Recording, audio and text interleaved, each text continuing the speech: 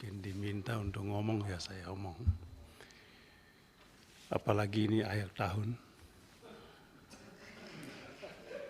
Ini rapat terakhir di ujung tahun ini Pak Ketua, Pak Menteri. Ya, tidak terasa tahun ini di ujung terowongan. Ibaratnya terowongan gelap masuk ke dunia yang lebih cerah. Saya menyampaikan profesiat kepada pemerintah Menkumham yang telah mengesahkan rancangan KUHP. Ya saya enggak begitu. Formalitas saja DPR itu. Kenapa? Ini perjuangan puluhan tahun. Tentu tidak sedikit kelemahannya, bahkan banyak kelemahannya. Tetapi pemerintah kekeh untuk mengesahkan itu. Perjuangan kita bersama lah. Saya masih ingat 2017, Prof. Muladi almarhum menangis dia di sini juga, ya, Pak Menteri.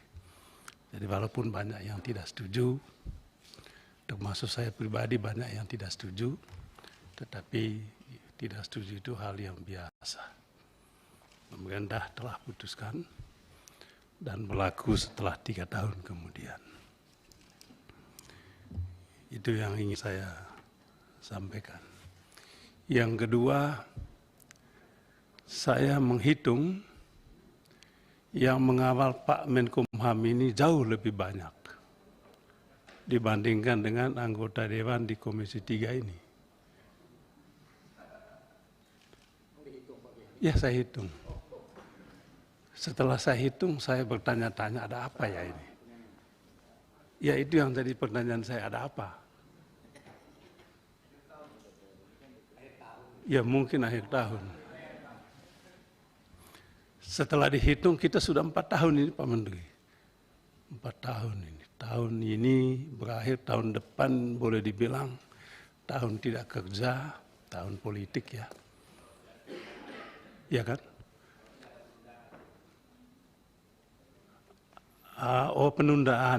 Penundaan pemilu. Ya itu silakan aja. Pak Suding tadi tanya saya, apa Pak BKH setuju dengan penundaan pemilu?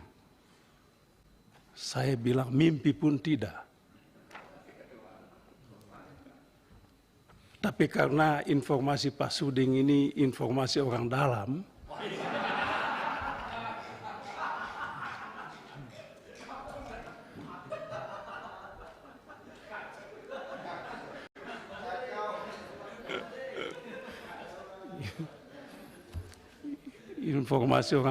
bikin saya kaget Pak Menkumham.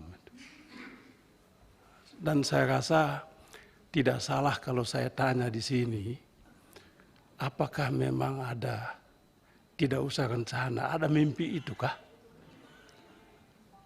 Kalau ada mimpi kasih tahulah kita ini. Siapa tahu mimpinya bisa kita koreksi.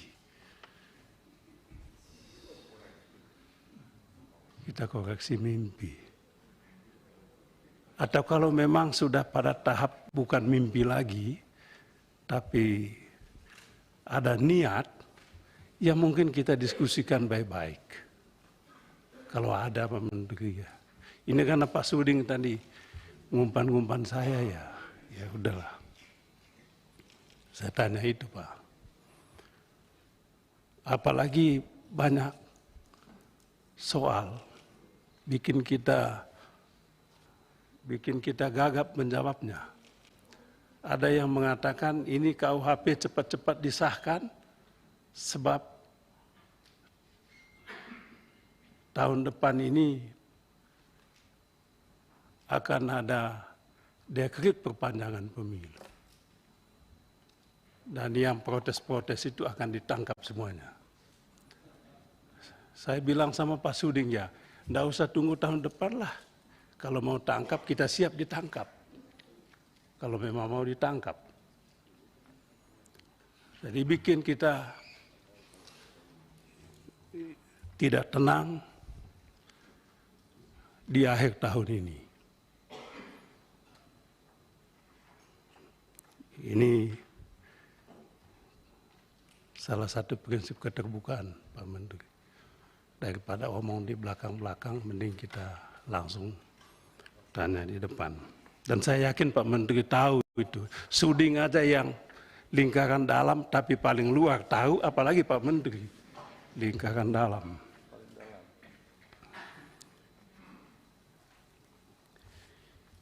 Yang kedua yang berkaitan dengan tugas Pak Menteri Hukum dan HAM. Tadi saya mendengar ada penilaian yang sangat luar biasa kinerja Pak Menteri. Tapi tadi sekali lagi, apa betul Pak Suding sampaikan tadi itu? Ada PLT Dirjen sampai 2 tahun malah, 2-3 tahun. Ya, apa sebetulnya itu Pak Menteri? Kok bisa 2 tahun Dirjen apa PLT itu, ada apa sebetulnya? Susah sekali dapat kan? Apa susah sekali? Ya kalau yang saya usulkan pegawai-pegawai kecil susah ya masuk akal lah. Saya pernah usulkan juga ada pegawai kecil lah, eselon berapa begitu. Masuk akal, tapi ini level Dirjen, kok PLT itu gimana ya? Malah ada yang spesialisasinya PLT, pindah dari satu Dirjen, ya. Spesialisasi PLT di Kemenkumham. 6 bulan di satu direktorat, 6 bulan lagi pindah lagi. Oh, hebat sekali. Tidak ada ya? Oh, ya saya salah kalau begitu ya.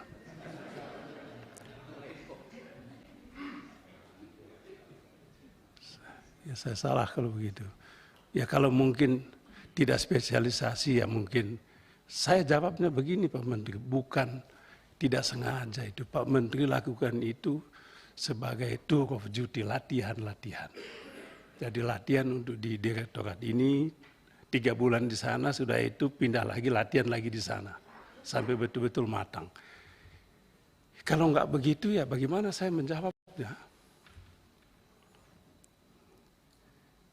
Kemudian yang kedua,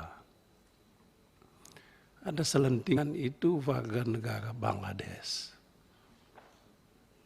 masuk ke Indonesia. WN warga negara Bangladesh masuk ke Indonesia. Dikasih, ya enggak tahu lah. Kemudian dideportasi. Dideportasi lalu dikawal supaya masuk Malaysia. Karena memang jadi masuk ke Malaysia lewat Indonesia. Jadi imigrasi pemerintah kita ini tugasnya memfasilitasi orang Bangladesh supaya bisa masuk ke Malaysia. Ada itu Pak Menteri. Ya kita tidak mau detail lah ngomong ini. Kita sama-sama tahu lah. Tapi jangan keterlaluan begitu. Sayang kalau begitu. Jadi ya mungkin perlu dibenahi. Kemudian yang ketiga, saya ingin tahu Pak Menteri, kita beberapa kali ngomong soal lapas. Lapas, sepengetahuan saya, kalau kita datang ke lapas kunjung ke lapas-lapas, yang kita temukan adalah data bahwa majoriti di lapas itu adalah mereka yang melakukan kejahatan narkoba. Tetapi dari situ yang majoriti itu adalah pengguna. Pemakai malah sedikit, jadi pengguna. Poin saya adalah, apa tidak ada terobosan supaya yang pengguna-pengguna ini dimasukkanlah ke lembaga rehabilitasi, supaya isu kita tentang lapas penuh ini kita akhiri. Jadi ini salah satu ide lepas saja sih, karena saya lihat kunjung lapas-lapas ya ini lagi, dan Pak Menteri tahu juga kan, sama-sama kita dulu berpikir tentang ini. Ya untung Pak Menteri sudah jadi Menteri. Kalau saya tidak salah dulu pernah satu waktu saya dengan Pak Menteri kunjung salah satu lapas dan ngomong soal ini. Dan waktu itu Pak Menteri pada waktu itu belasan tahun lalu, kalau nanti saya jadi Menteri Pak Beni, saya akan ambil terobosan. Itu yang saya tunggu-tunggu Pak. Makanya tadi yang saya ngomong ini udah masih ingat?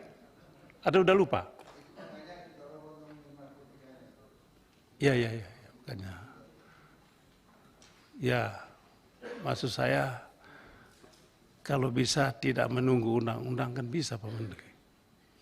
Saya rasa di mana ada kemauan pasti ada jalan. Jadi jangan kita tutup dulu jalannya. Jadi ini usul saya Pak Menteri, kalau bisa tahun depan ada terobosan yang lebih ini. Kemudian yang terakhir saya ingin usul Pak Menteri, kalau bisa ini zaman omnibus law. Apa tidak ada gagasan Pak Menteri Hukum dan HAM dan Pak Wamen juga, ahli hukum, untuk kita membuat rancang baru tentang penegakan hukum pemberantasan korupsi. Satu paket, dulu istilah kita dulu adalah paket hukum politik, paket hukum ini. Tapi bisa juga kita bikin paket hukum anti korupsi dengan pendekatan omnibus law itu. Jadi bisa misalnya ya penyidikan itu diserahkan kepada KPK, tapi penuntutan bisa ke jaksaan dan sebagainya atau apa. Tapi satu paket dia. Sehingga undang-undang yang kita bikin benar-benar responsif dengan tuntutan dan perkembangan zaman. Ini ide lepas saja sih. Ya, maksud saya, karena tahun depan kita ini berpolitik, ya mungkin Pak Menteri bisa menyibukkan diri dengan menyiapkan naskah akademik dan substansinya. Ya itu saja yang ingin saya sampaikan Pak Menteri, karena ini di ujung tahun ini atas nama pribadi kami menyampaikan selamat tahun baru. Mudah-mudahan kita berjumpa dalam keadaan sehat di tahun yang akan datang. Dengan catatan tidak ada tadi mimpi-mimpi yang jelek itu tentang politik. Terima kasih banyak Pak Menteri.